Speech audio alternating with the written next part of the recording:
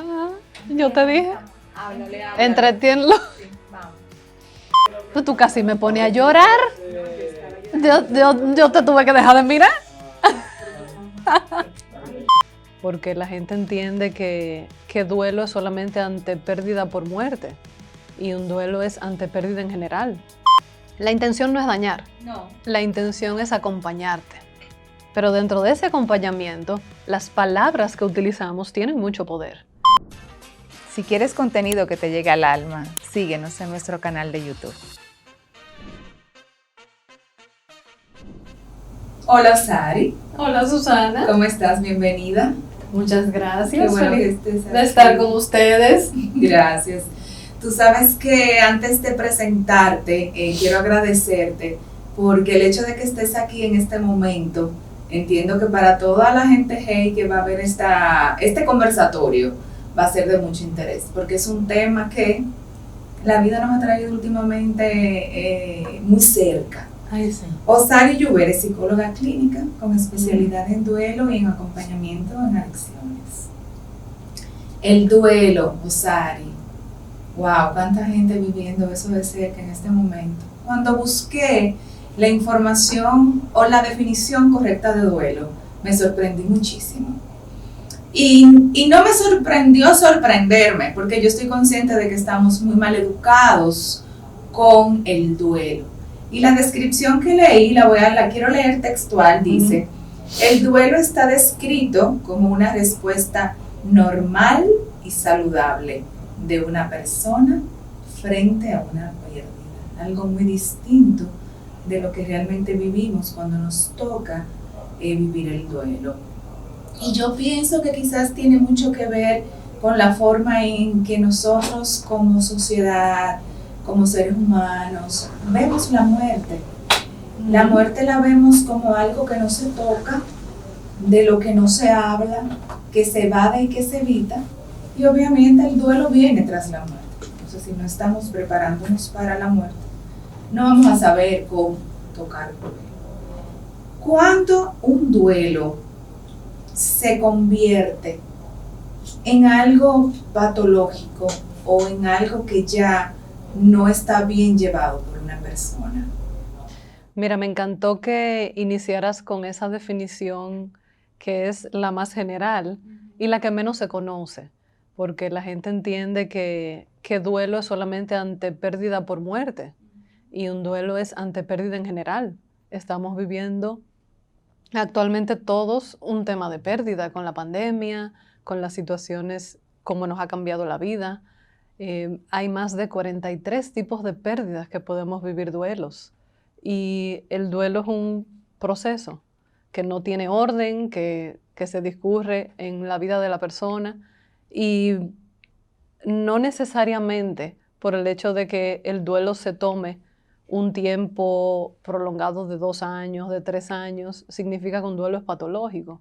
Todo lo contrario, enfrentarnos con las manifestaciones del dolor, que eso se confunde mucho y la gente cree, no, el duelo tiene un orden. Lo que pasa es que tanto la doctora Elizabeth Kubler como David Kessler, que fueron los que estudiaron el tema del manejo del dolor, quisieron como colocar etapas que vivimos los seres humanos, pero son etapas de manejo, o sea, de las manifestaciones que tiene el dolor en nosotros los seres humanos. Y ahí entra el shock, la ira, el enojo, la negación, la negociación con la vida, el llegar a ese estadio incluso depresivo, donde nos vemos en una tristeza profunda, y luego llegar a la aceptación y a los aprendizajes de las pérdidas. Pero cuando te digo pérdida, es pérdida de fallecimiento por muerte, divorcios, mudanzas, pérdidas de libertades, pérdidas de confianza, un diagnóstico de cáncer. Hay un sinnúmero de pérdidas que no se conocen. Entonces, por eso cuando tú mencionabas que te sorprende, que hablaban de que es un proceso normal y natural, eso tenemos que hacernos eco a nivel social y llevar el mensaje claro de que todos vivimos procesos de duelos, conscientes o inconscientes, que no lo podemos evitar, que van a llegar y que cuando estamos conectados emocionalmente lo podemos vivir muchísimo más sano, porque ahí viene esa otra patita que me preguntabas de cuándo se vuelve patológico. Si no tengo educación emocional sobre lo que son el manejo de mis emociones, sí se me va a complicar un proceso de pérdida. Claro, pero ahí hay algo importantísimo que tú acabas de mencionar, y es que hemos visto que no tenemos, no se le da importancia a la educación emocional en ningún aspecto, en ninguno. Entonces, de los duelos, pienso, y sé que lo compartirás conmigo, que uno de los más duros es el duelo de la pérdida física de un ser querido. Sí. No tenemos la educación de manejo de emociones, no tenemos la educación del manejo del duelo. Llega ese tipo de duelo que es el más duro, se enfrentan las personas a esta situación desnudas de herramientas para manejarlo, lamentablemente recibiendo soportes que no son los más adecuados, porque así como no estamos educados para enfrentar el duelo nosotros mismos, no estamos educados para darle apoyo a quien lo vive. Y ahí podemos ver personas que le dicen a otra: no llores, él te quiere ver feliz. Sí. La persona tiene que llorar. Entonces se entra en una circunstancia donde la persona se siente cubierta del dolor, sin saber cómo manejar ese dolor. Y si vemos la muerte, la que tanto evitamos mencionar, que no queremos hablar de eso, si vemos la muerte en un contexto frío, vamos a sacar la fe, vamos a sacar el hecho de que sabemos que es un paso de vida y una transición para los que creemos que hay una vida eterna. Vamos a sacar eso de un lado, vamos a ver la muerte.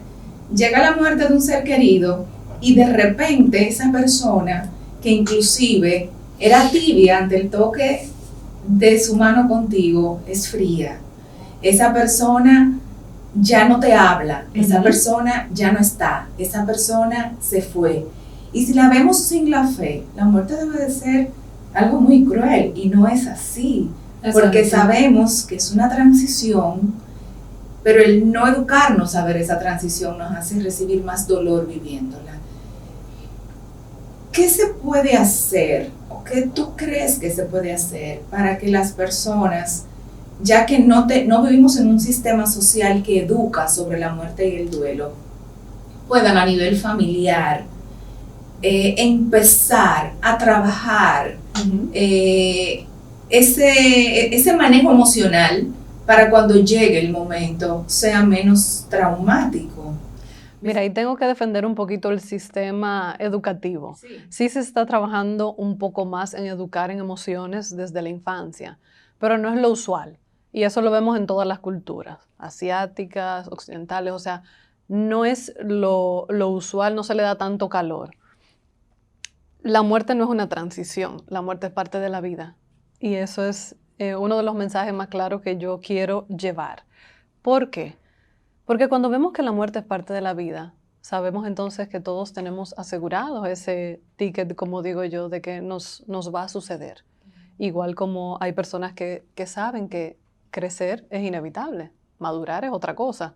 Pero cuando tenemos tan claro el concepto del crecimiento, vamos fluyendo con la vida. Asimismo, si integramos la parte de la muerte y mencionarlo, hay muchos padres que me dicen: ¿cómo le habla a un niño de muerte? Y yo lo digo tal cual, menciónalo. No digas se fue al cielo, no digas se ha ido y va a volver. Vamos a usar mensajes un poquito más llanos. El abuelo falleció, el abuelo se murió y está en un lugar diferente. ¿Por qué? Porque los niños son curiosos y los niños son literales. Los adultos somos ya un poquito más conscientes de otros temas y tenemos un pensamiento concreto que nos lleva a evaluar más que nada la pérdida por el lado de lo que me hacía sentir esa persona que estaba viva y ya no la tengo. Los niños lo viven como no está y cómo cambia eso mi vida. Entonces, poder llevar ese mensaje claro de está en un sitio distinto, un sitio que los que estamos vivos no conocemos, porque nos encanta decir es un sitio bonito, va a estar mejor. Ahí hablabas de la fe, eso hace mucho daño, hay mucho resentimiento con un poder superior, con Dios, cuando se habla de Dios lo quiso así, ya no sufre. Y eso te lleva, cuando estás en dolor, a resentirte con esa figura divina. Y es más alentador, es mucho más puro un mensaje de, mira, yo honestamente no sé qué viene después. Sé que lo que estamos viviendo es difícil y es doloroso, pero en esto estamos juntos. Y esa educación en el lado emocional, de empatía, de confort, es donde tenemos que enfocarnos, porque ahí es donde las familias, y yo me atrevo a decir que a los dominicanos no nos gusta entrar en esos temas, porque del dolor no nos gusta hablar. No. Imagínate, y la muerte me conecta con dolor en automático. Así es. Tú mencionabas que el duelo por pérdida de fallecimiento es el más traumático. No necesariamente. Los duelos por divorcio, tenemos estadísticamente hablando que son también iguales de traumáticos o a veces hasta más. Y es una estadística que asusta, porque cada vez más nos volvemos intolerantes al otro. No soporto a la pareja, sin darnos cuenta de que no nos preparamos nosotros para ser pareja. Entonces, estos temas se mezclan. Sí. Imagínate con la pandemia. Y ahí hay algo que tú acabas de mencionar sobre lo del duelo de un divorcio, que me lleva a preguntarte lo siguiente. La intensidad del duelo, ya sea por la pérdida física, por un divorcio, por un proyecto, un trabajo, no tiene que ver por el hecho de la pérdida. Tiene que ver por el significado que esa persona tenía en tu vida. Sí. Yo he visto casos de hijas que pierden a padres, sufren ese dolor. Sí. Otras se les dificulta más superar la ausencia del padre, porque la conexión emocional que tenían con esa persona era diferente. Entonces la intensidad del duelo no tiene que ver por lo que se vive, con el ejemplo del divorcio que me dices, sino por el significado que tiene esa relación en tu vida. Eso es así. Y ahí reformularte un poco. Intensidad del dolor, no del duelo. Mi duelo va a venir, lo quiera yo evadir o lo quiera hacer de manera consciente. Es la intensidad de ese dolor por el tipo de vínculo que tenía con esa persona. Si era una relación conflictiva, si era una relación fusionada, si era una pareja que había batallado mucho, si había un proceso de cáncer y el tipo de vínculo que tenía esa pareja. No nos educan mucho sobre el tema del duelo anticipatorio. El duelo anticipatorio viene desde que hay una emisión de un diagnóstico de cualquier tipo de enfermedad crónica, diabetes, temas de cáncer, con este tema del coronavirus. Inmediatamente se emite ese diagnóstico, la familia completa empieza a vivir un duelo anticipatorio, porque es como si el cuerpo busca la manera de compensar o amortiguar ese dolor con miras a lo que va a venir, a ese desenlace temido que va a venir. Se comienza a vivir desde adentro. Y eso también se vive mucho en temas de divorcios complicados, donde la persona empieza a hacer ese duelo desde adentro del matrimonio. Y ya cuando llega la finalización de ese divorcio, o sea, de firmar, ya es como, bueno, ya el trecho más difícil lo he pasado. Entonces eso lo vemos en el día a día. Y retomando un poco el tema de los niños, con todo esto del coronavirus, no se está hablando del tipo de pérdidas que se vive porque no podemos hacer ritos normales y naturales. No, se han perdido y eso está complicando todos los duelos. Sí. Entonces ya no se trata de, bueno, si el duelo se me va a complicar, es que de por sí la circunstancia que estamos viviendo tenemos que prevenir porque la probabilidad de que se nos convierta en un duelo patológico es muy alta. ¿Y qué sucede en los casos? Nos hablabas de cuando el duelo comienza a vivirse porque ya se sabe de un diagnóstico o ya una relación comienza a tener problemas y ya tú sabes que eso va a terminar. ¿Qué pasa cuando todo es bueno, feliz, no lo esperas y llega de repente? Sí. Eso es un duelo más difícil de manejar. Es un proceso que se puede complicar por son las catástrofes o cuando algo llega a sorpresa.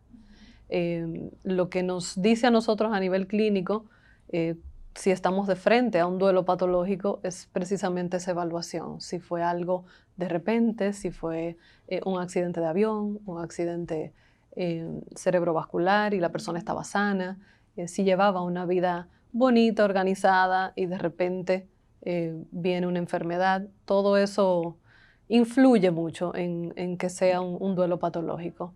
Y se tarda un tiempecito más en la persona sobreponerse, en aceptar la vida con los vivos, porque a veces creemos que el proceso de duelo está desprovisto de tristeza y va a ser llegar a esa aceptación plena, y no. O sea, esas etapas del dolor que hablábamos antes, tú echas hacia adelante y echas hacia atrás, y lo que nos dice que un duelo de verdad está superado, se ha logrado sanar, es poder hablar de la pérdida sin sentir ese profundo dolor. Pero eso no significa que no te vayas a emocionar, que no vas a llorar, que vayas a ponerte nostálgico. Claro, dándole continuidad a eso que tú dices, ¿cómo debería de ser el proceso de llevar un duelo? No importa la forma en que te llegue, para que se viva de la manera más sana posible y recuperarse del duelo de la forma menos traumática. Mira, esto es una de las preguntas que más me gustan, porque si se cree en un orden, y como hay tantos tratamientos médicos y psicológicos, ahí entra la confusión. ¿Por qué? Porque ya sabemos que el duelo no tiene un orden, ni hay una sola forma sana de llevarlo. Entonces, ¿qué sí sabemos? ¿Qué no podemos dejar de educar y de involucrar? Uno, manejo emocional, el no evadir hablar del tema de la pérdida, el que la persona empiece a resituar esa pérdida que ha tenido en su vida actual y el poder llegar a tener una nueva estructura. Esas son las características puntuales que nos ayudan a vivirlo como de la manera más sana. Pero ya de por sí la primera, de manejo emocional, nos tarda un tiempo. Más de este tipo de culturas que venimos, que no se habla de emociones y no nos gusta hablar de tristeza. Entonces eso va a tomar un tiempo, pero yo tengo mucha esperanza de que nos vamos a ir educando cada vez más. Una de las cosas con las que yo sueño es, y yo pienso que tú coincides conmigo en eso, es que la educación incluya la educación emocional. Que cuando un niño vaya a un colegio y se le enseñe matemáticas naturales, también se le enseñe el manejo de las emociones. Sí. Porque no hemos tenido nunca a nivel educacional esa importancia de las emociones. Y vemos cuánta gente valiosa que ha logrado carreras exitosas por tener emociones insanas o no manejarlas bien, pierden hasta la vida. Y no podemos evitar el dolor es parte de nuestra vida. Así pero cuando tenemos herramientas es más fácil llevarlo. Claro. Si tú le aconsejarías a una persona que está atravesando una pérdida de manera genérica, ¿qué hacer con su dolor, con su entorno, con sus emociones? ¿Cómo tú le resumirías ese proceso para que lo pueda llevar mejor? Ahorita te compartía que ya a nivel de educación sí se está haciendo un trabajo con pinzas sobre el manejo emocional, y todavía, por ejemplo, este tema no se incluye, aunque están saliendo ya literaturas sobre el tema de la muerte y de las pérdidas para niños. Pero a mí particularmente me encantaría poder ver una educación que se hable de permitirnos sentir. Hay mucha evasión en el no llores, no estés triste, no grites. Y ese lado... O él te quiere ver feliz. Que son connotaciones que no tienen nada que ver con la realidad, porque el que está allá en otro lugar o ha fallecido no sabemos ni lo que piensa ni lo que hace. Esas son de las preguntas que hacen los niños. ¿Va a comer? ¿Tiene quien lo cuide? ¿Tiene frío o calor? O sea, y responder desde la realidad de yo no lo sé. Lo que sabemos es que si aquí le gustaba comer tal cosa, pues probablemente le siga gustando comer eso mismo. Eso ayuda a llevar el mensaje. Y poder tener ese lado de permitir los sentimientos, permitir que cada quien exprese su dolor de la manera que quiera, sería la recomendación más valiosa que pudiera darle tanto a nuestra sociedad como a cualquier persona que esté pasando un proceso de duelo. Y te lo comparto desde mi vivencia hasta lo profesional. Yo decía, bueno, desde muy temprana edad, que trabajaba acompañando jóvenes, educándolas. Cuando te digo muy temprana edad, es que yo empecé desde los 17 años a hacer labor social y a irme a campos 15 días donde no había ni señal, ni agua, ni nada, a vivir con las personas como nos acogiera, con una fraternidad de una institución educativa. Y veía madres con pérdidas, pero madres de 16 años, madres de 14 años, niños golpeándose con los vasitos de aluminio y de repente uno veía un niño mató a otro. Y desde muy temprana edad yo tenía como un discurso adquirido porque no me lo enseñaron.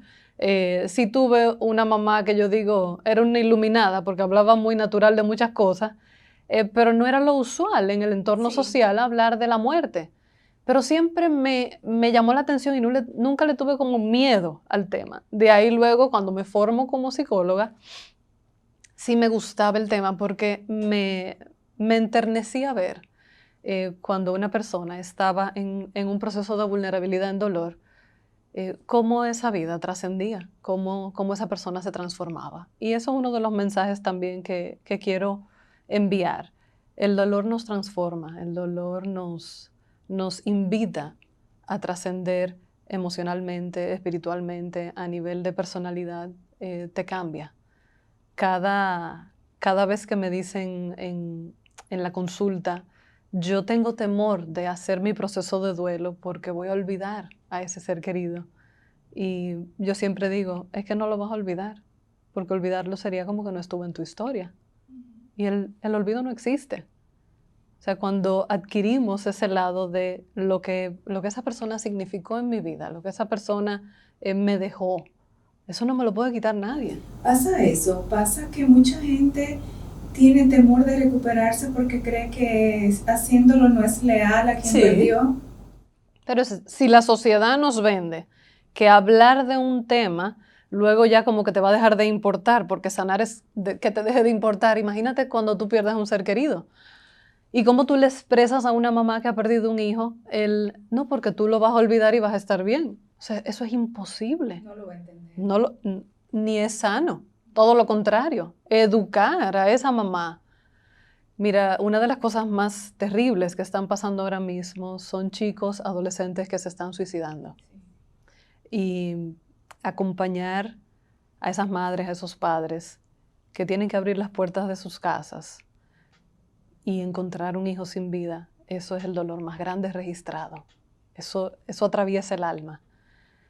Y poder llevarles un mensaje de aliento de que está ok que ellos se sientan destrozados, que está ok que se sientan que no logran concentrarse, que sus vidas se han paralizado, que no tienen capacidad de hacer nada porque el dolor te quiebra y te inmoviliza muchas veces cuando está en ese nivel de intensidad.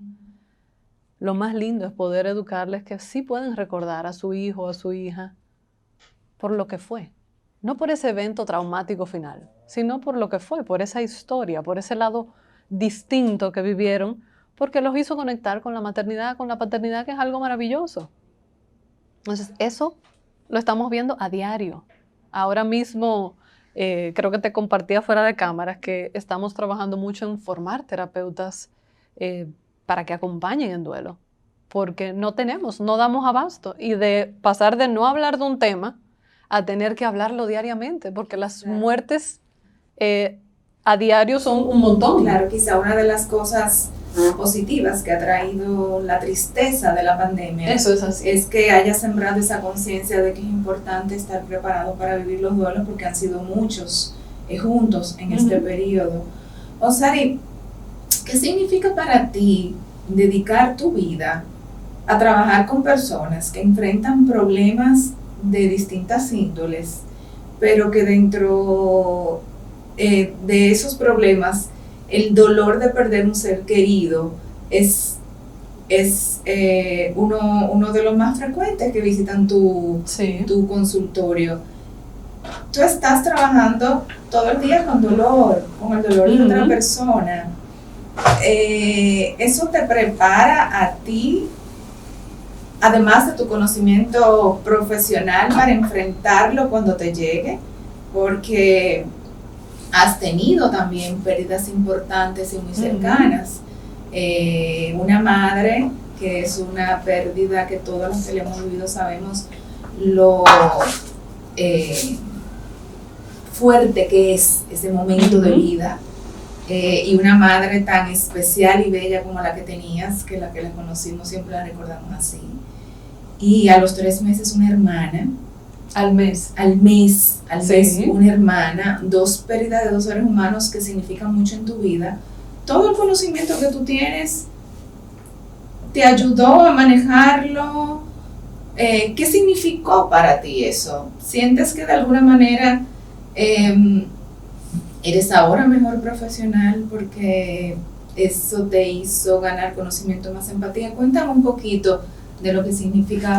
Es amplia la pregunta. Es amplia porque quiero escucharte mucho. Sí, cuando empecé diciéndote la parte de cómo fui desde jovencita, acompañando personas y desde un conocimiento empírico, porque con 16 años yo no tenía ni idea de psicología.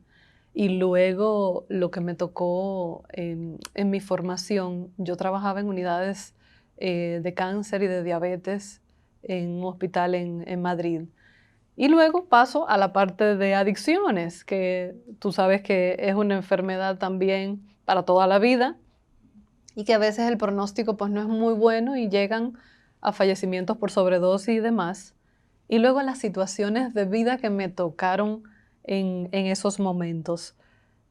Nada nos prepara para el momento de la pérdida. Eso no es real.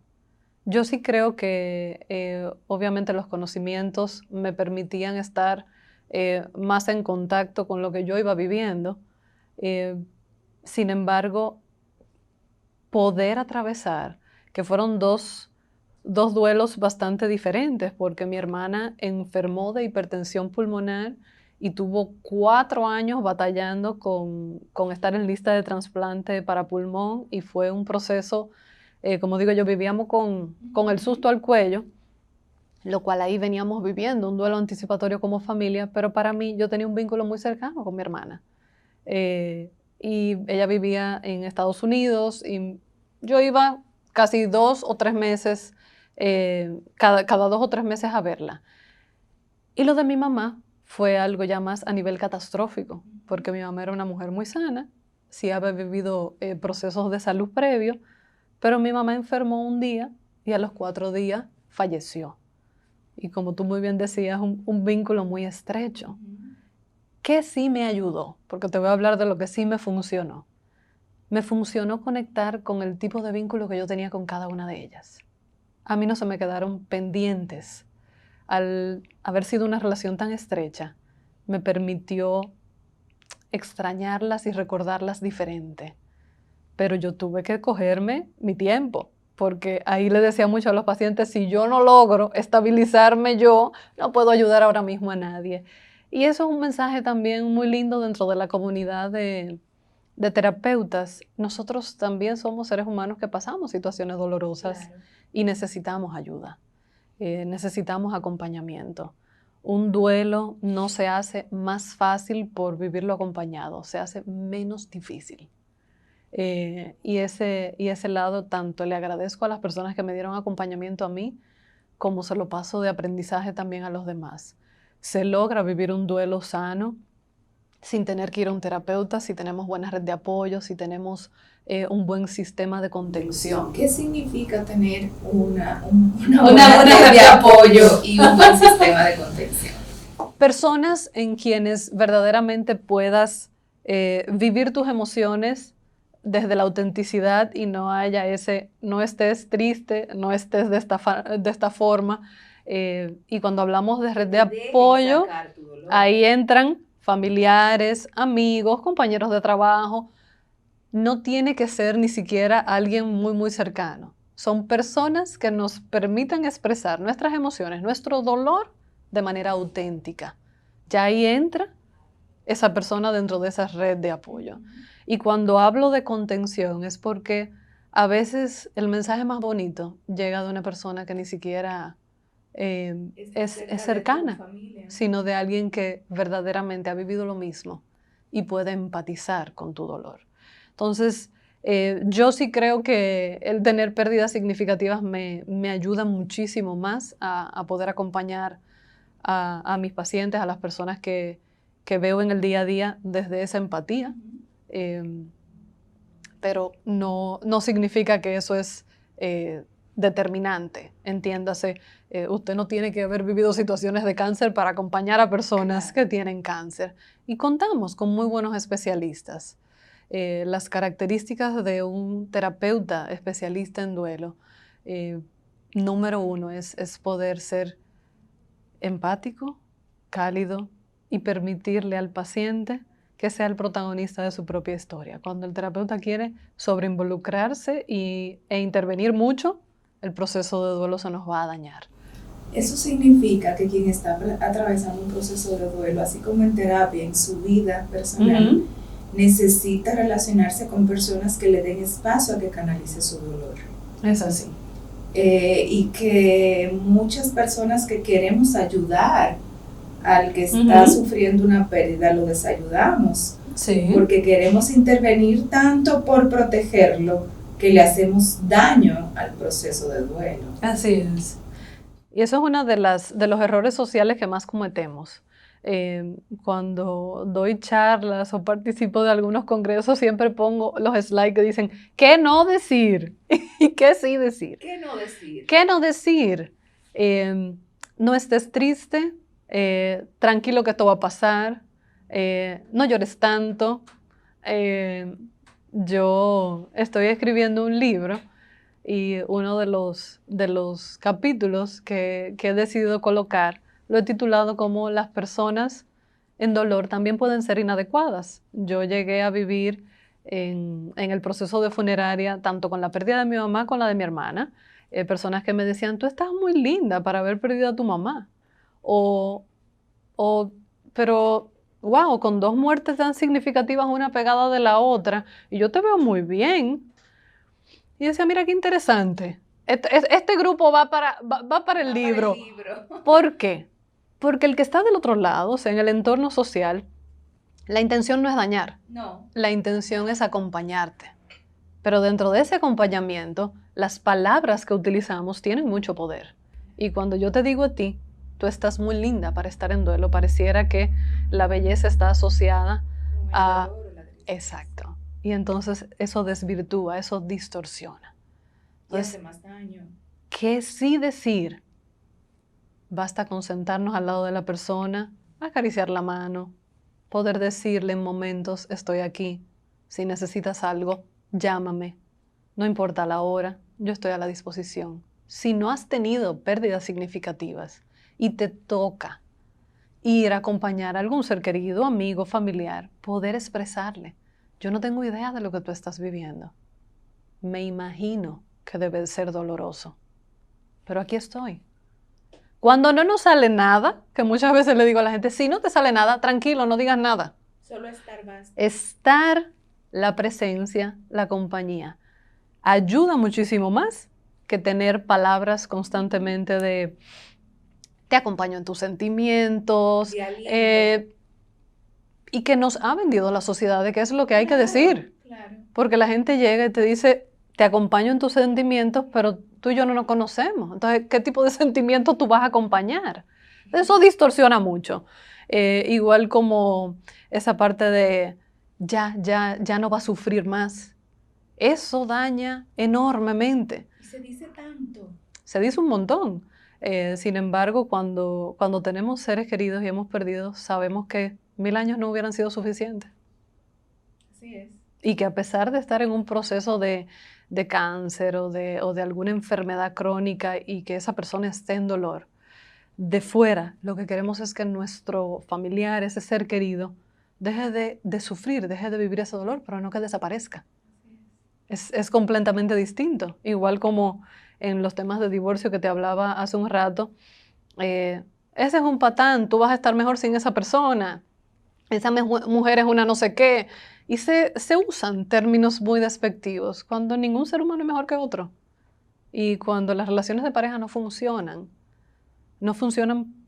porque el vínculo se ha desgastado, no porque hay uno de los dos que esté dando más o de menos. Es porque lo que hay en el medio se dejó de nutrir. Claro. Y eso desculpabiliza mucho. Porque si no hay uno de los dos que se lleva su mochila de culpa, ya tú sabes que eso es un duelo que probablemente ni se hace y se evade por 10 años. Yo he recibido muchos hombres en consulta que se divorciaron sin querer, que continúan enamorados de esas personas, pero como ellos fueron los causantes de una infidelidad, eso era lo que había que hacer, había que cortar. Y llegan a los 10 años con una obesidad, con un alcoholismo, con... Porque cargan la culpa, claro, y el dolor. Y la culpa y el silencio nos enferma. Entonces lo que yo no saco para vivir mis emociones y vivir todas esas manifestaciones del dolor, me va a enfermar. Una persona que sea menos expresiva con sus emociones hace un duelo más largo y más difícil. No necesariamente. Si aprende a canalizar de manera escrita, de manera incluso con ciertos rituales, puede vivir su dolor sanamente. Cuando hablamos de expresar las emociones, no necesariamente solamente de manera verbal. De manera no verbal a veces comunicamos mucho más. Y si es una persona que no es expresiva, porque no es ni tan extrovertido, ni tiene tantas facilidades para hablar, puede a través de otro tipo de ejercicios y de rituales que se enseñan, hacer su dolor sanamente. ¿Qué ha aprendido Sari como ser humano, dedicando su vida a ayudar a las personas a atravesar dolor y teniendo en su vida situaciones de dolor? ¿En qué te ha convertido eso? Porque, mira por qué te lo pregunto, de repente yo he atravesado situaciones de dolor, cualquier otra persona, todos, pero nuestro trabajo es ir a una oficina, o ir a una tienda, pero tu trabajo es con el dolor y tú has vivido dolor. Entiendo que eso debe de darte haberte dejado un sello muy diferente sobre el dolor, porque lo has visto de dos formas. Sari, el ser humano, cuando mira hacia adentro y mira la profesional que ha tenido que consolar a tantas personas y mira la mujer que ha tenido tantas pérdidas, todo eso junto, ¿en qué te ha convertido hoy? ¿En qué te ha ayudado hoy? Mira, cuando me ha tocado estar tan cerca del dolor, yo te puedo decir que si hay una palabra que yo pueda poner como un sello que me transformó y me ayudó a trascender, es la resiliencia. Cuando tú no tienes otra opción y llega tan de cerca ese dolor, creces. Y creces de una manera maravillosa, porque empiezas incluso a ver el dolor de una manera distinta y a ver esa vida como algo que verdaderamente llegó para marcarte y para dejarte aprendizajes maravillosos.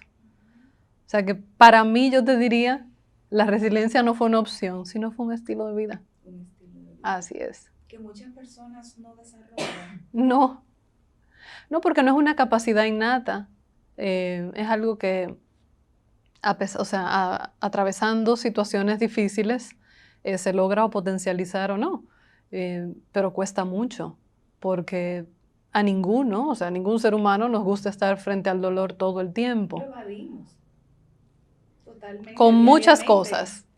Una de ellas, y te sorprendería ver cómo el sentido del humor es una de las más marcadas. Mientras más tú veas hacia alguien entre risas y demás, probablemente está maquillando algún tipo de dolor, porque es el mecanismo de defensa que más se activa. Entonces, yo te diría que en mi vida, sí, yo evadía bastante antes con sentido de humor, pero ya llegó un punto que no había para dónde coger, había que ir de frente y la resiliencia ha sido algo que me ha cambiado, algo que ha marcado mi vida. Que pudiste desarrollar a través de todo. Así es. Y es, yo diría, algo que todos los seres humanos deberíamos desarrollar. Lamentablemente no todos lo logramos de la misma manera. Sí. Y eso hace que para una persona un evento traumático sea más difícil que para otra. Sí.